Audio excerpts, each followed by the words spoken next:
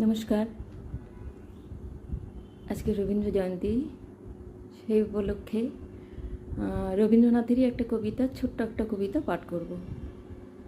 কবিতাটার নাম ছল। তোমারে পাছে সহজে বুঝি, তাই কি এত লীলার ছল? বাহিরে যাবে হাসির ছটা, ভিতরে থাকে আঁখির জল। বুঝি গো আমি, বুঝি গো তব ছলনা।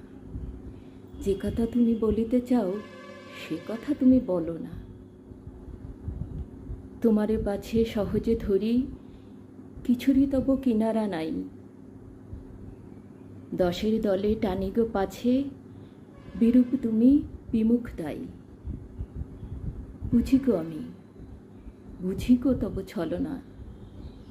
যে পথে তুমি চলিতে চাও, সে পথে তুমি চলো না।